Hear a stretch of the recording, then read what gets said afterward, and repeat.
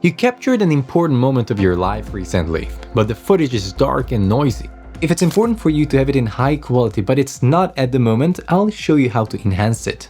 We're going to use the UniConverter's Video Enhancer AI, so be sure to get it from videoconverter.wondershare.com in case you don't have it yet. Now open it up. I'll be working on one clip using the new integrated Topaz Enhancer feature that offers premium quality enhancement. This feature costs more credit to use, but it's what these special moments require.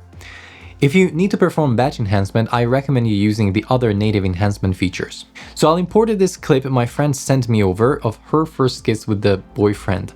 It's really dark and I don't know with what phone they recorded it, but it's also pixelated as you can see. So I'll fix it up for her. Now this process will be very simple.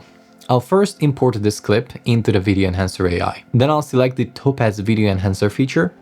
Here I can choose between 1080p and 4K enhancement. 4K costs more credits but also delivers better results, so I'll go with that option. And then I'm gonna choose an output folder and then click on Export All and wait for it to process the file. Okay, now it's done. Let's look at the result.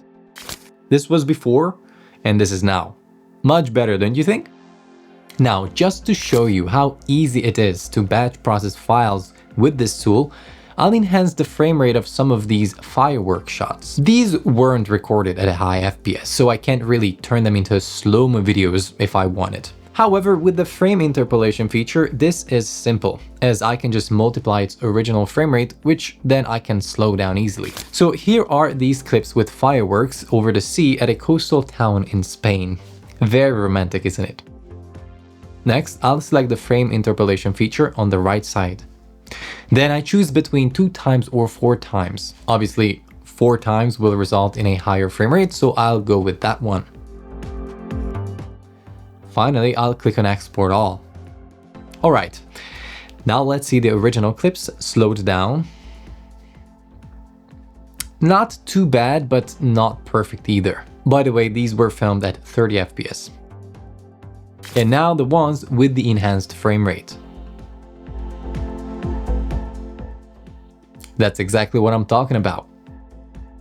So this was it. I hope you found these features useful, and if so, be sure to leave a thumbs up and subscribe to the channel for more tutorials. Thank you for watching. I'll catch you in the next video.